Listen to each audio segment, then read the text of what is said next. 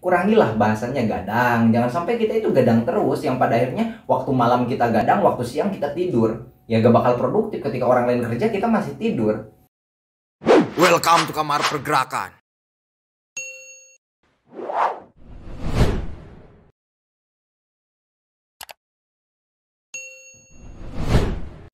Kembali lagi di channel Kamar Pergerakan bersama saya Alwi, tuan rumah Kamar Pergerakan.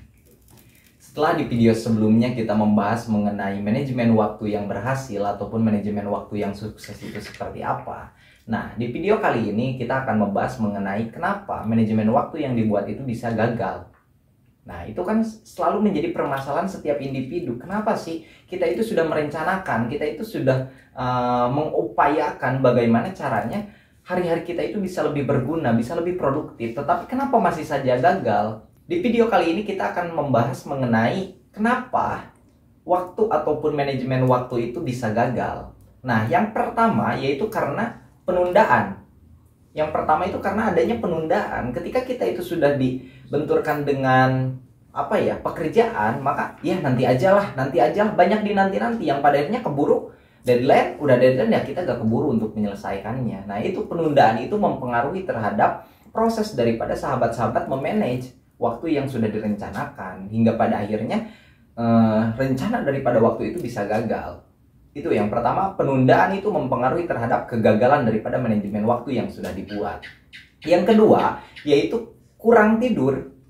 Kenapa sahabat-sahabat kurang tidur itu mempengaruhi terhadap manajemen waktu itu menjadi buruk? Ya karena pada akhirnya ketika kita itu lebih produktif, maka kita itu jangan lupa istirahat tadi bahasanya ya. Tetapi di dalam peristirahatan yang kita miliki ya minimal kita itu jangan sampai terlalu fokus terhadap manajemen waktu ataupun rencana yang sudah dibuat. Kita juga harus tahu waktu istirahat tersebut itu. Jadi kurangilah bahasanya gadang. Jangan sampai kita itu gadang terus, yang pada akhirnya waktu malam kita gadang, waktu siang kita tidur. Ya gak bakal produktif ketika orang lain kerja, kita masih tidur. Itu sulit, makanya kurangi begadang. Jangan sampai sahabat itu kekurangan waktu tidur. Karena tidur itu mempengaruhi terhadap energi kita itu supaya bisa bergerak lebih masif lagi. Itu yang kedua. Kemudian yang ketiga yaitu mengkonsumsi makanan yang kurang bergizi lah, ataupun mengkonsumsi makanan yang kurang sehat. Itu mempengaruhi terhadap produktivitas manajemen waktu itu menjadi buruk. Ketika kita itu mengkonsumsi makanan yang kurang sehat, misalkan pagi hari kita makan energen, siang hari kita makan Oki Jelly, malam hari kita makan Proma misalkan.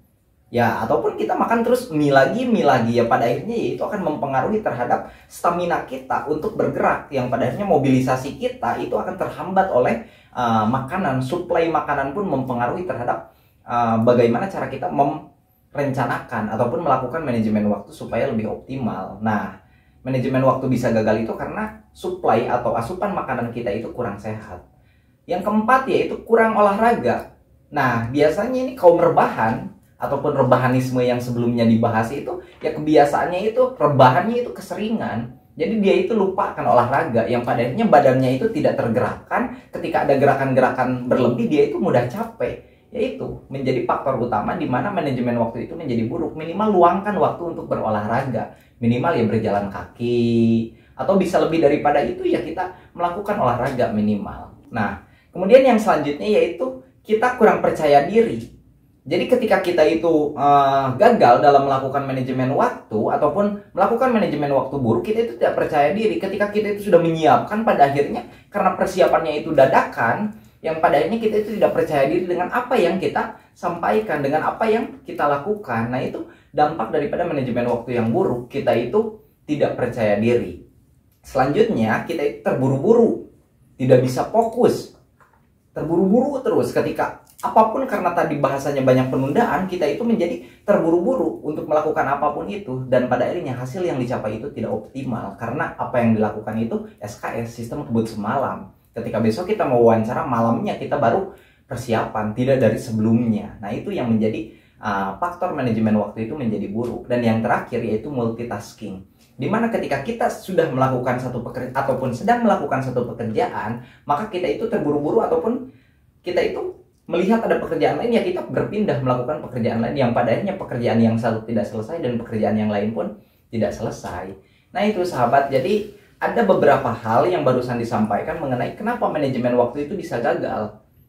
Ketika saya ulangi, yang pertama yaitu penundaan, banyaknya penundaan. Yang kedua itu kurangnya tidur. Yang ketiga mengkonsumsi makanan yang kurang sehat. Yang keempat itu tadi kurangnya berolahraga, mengurangi kepercayaan diri, terburu-buru, dan multitasking. Itu adalah hal-hal yang mempengaruhi terhadap manajemen waktu menjadi buruk. Maka dari itu, marilah kita belajar untuk tetap mengoptimalkan waktu yang kita miliki untuk bisa lebih produktif. Jangan menjadi rebahanisme saja. Jadi bergeraklah, karena pergerakan itu adalah ruang yang luar biasa bagi saya untuk tetap produktif dalam menjalani kehidupan. Seperti itu, mudah-mudahan bermanfaat. Jangan lupa like, comment, share, dan subscribe video ini, serta aktifkan notifikasi loncengnya supaya sahabat-sahabat tidak ketinggalan video terbaru dari Kamar Pergerakan. Teruslah hidup dan berkarya atau mati dalam kegelisahan, serta jadikan setiap orang sebagai guru dan setiap tempat sebagai sekolah. Wallahul muwaffiq ila aqwamit thoriq. Wassalamualaikum warahmatullahi wabarakatuh. Salam pergerakan.